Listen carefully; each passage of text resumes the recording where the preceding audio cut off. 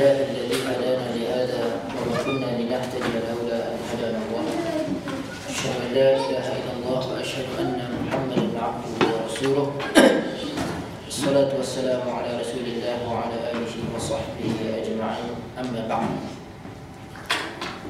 Pertama sekali kita mengucapkan kesyukuran kepada Allah Subhanahu wa taala kerana dengan limpah kurnianya kita dapat bersama-sama pada malam ini. Saya sebenarnya tunggu ada beberapa orang yang minta supaya kita lewatkan sedikit, tapi sebentar tunggu orang datang kita minta sedikitlah berkenaan dengan berbekal. Tentang perempuan kita baru saja menamakan 1 bulan beribadah di bulan Ramadan yang Mubarak, dan saya mengambil peluang di awal sesi ini untuk ingatkan diri saya dan juga tuan-tuan perempuan, kita ni Allah Subhanahu wa taala kurniakan dengan berbagai-bagai nikmat. Dan bila kita sebut berkenaan dengan nikmat, saya nak cerita sedikit di permulaan Al-Quran Al-Karim. Allah Subhanahu wa taala menceritakan tentang Bani Israel. Dia Allah Subhanahu wa taala mulakan Quran ini. Kita tengok dalam surah Al-Baqarah. Dia mulakan dengan beberapa ayat. 4 ayat ringkas cerita tentang orang beriman. Sebenarnya kalau kita baca 4 ayat mula tu, 2 ayat saja cerita tentang orang beriman. Kemudian dia cerita tentang orang kafir, 2 ayat ringkas. Orang beriman dia cerita dengan ringkas, orang kafir pun dia cerita dengan ringkas. Selepas itu dia masuk, dia cerita dengan tentang pihak ketiga. Dia mulakan dengan orang beriman. Selepas dia mulakan dengan dia sambung dengan orang kafir.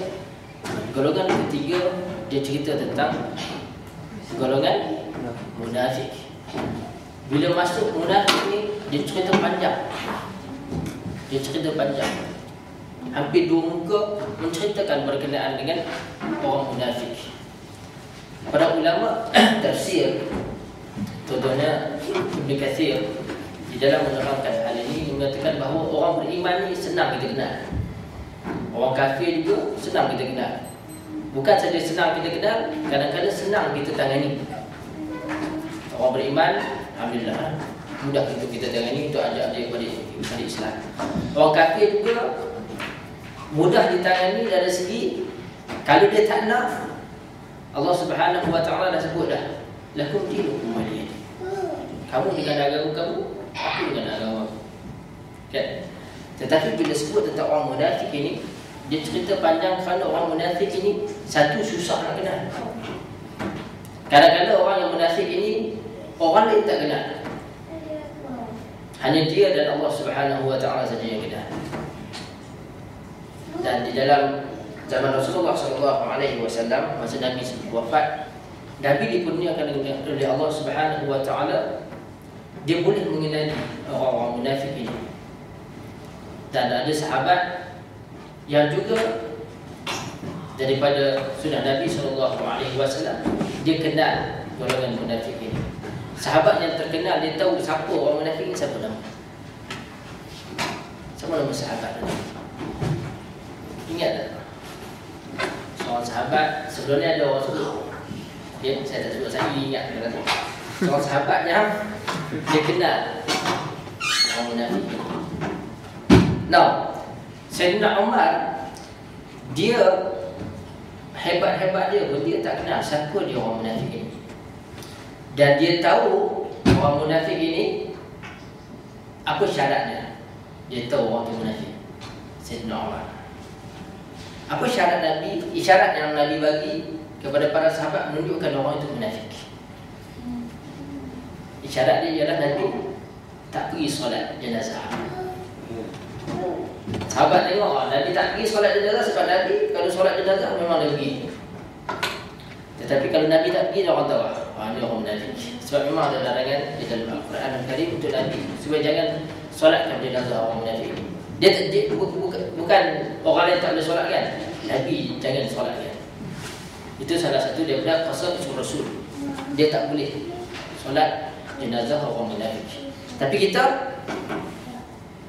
kita tak tahu, kita tak dikurniakan. Jadi kita nama kata dia Muslim, kita kenal dia Muslim, kita uruskan jenazah dia seperti kita menguruskan jenazah orang-orang beriman yang lain. Cuma berbalik pada ayat-ayat tadi, Allah cerita panjang.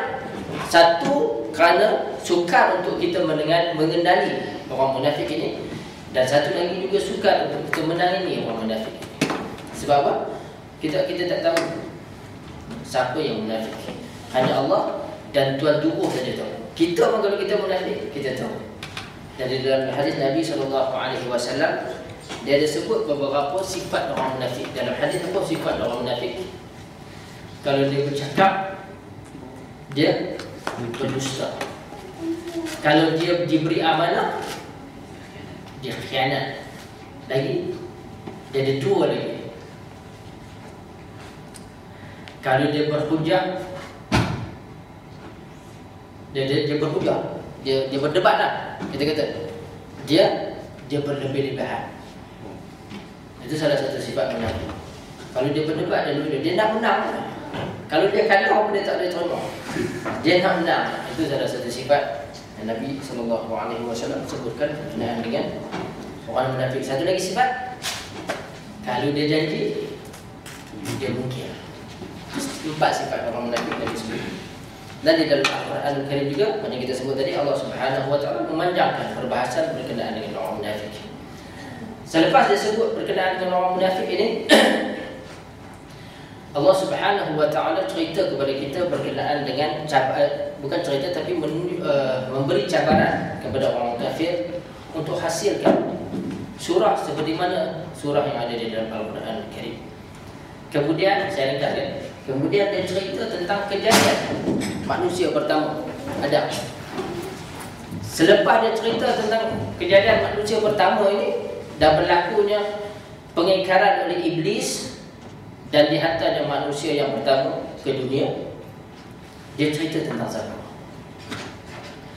Dia cerita tentang Bani Israel. Saya nak cerita sikit berkenaan dengan Bani Israel yang boleh kita sebut berkenaan dengan Amal.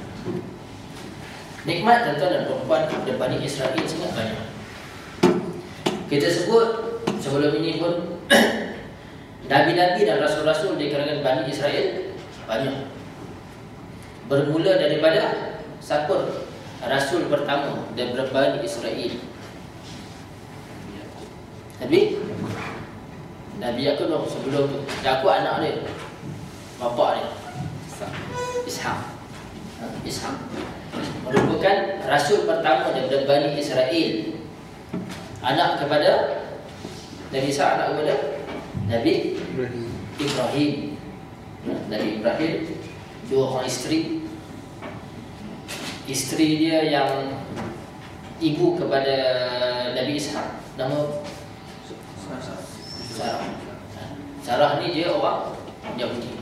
Jadi sebab tu orang Yahudi ni dia kuat belah mak.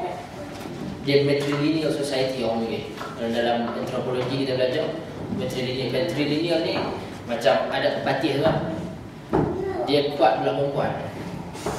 Orang Yahudi ni dia keturunan dia ambil daripada belah perempuan.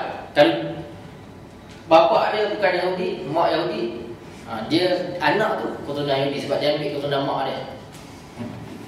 Kebanyakan manusia di dunia ni dia patriarchal society kan. Dia ikut bapa. Orang Yahudi tak, dia ikut mak. Setengah tu tuan-tuan dan puan sebab tu kadang-kadang bila setengah penulis menceritakan berkenaan dengan Kamal Atatürk, dia kata Kamal Atatürk ni kalau dia ikut dari segi Yahudi, orang kuat, orang Yahudi lah sebab mak dia Yahudi. Ada orang yang bincang begitulah, tapi we're not going to get into that. Jadi di dalam senarai para rasul yang diutuskan di kalangan Bani Israel, yang diutuskan kepada Firaun siapa? Nabi Musa alaihissalam. Musa alaihissalam ini banyak mukjizat yang Allah Subhanahu Wa Taala kurniakan kepada dia. Dan mukjizat yang dikurniakan kepada Nabi Musa ini dipertunjukkan di depan umatnya. Di dalam Al-Quran Al-Karim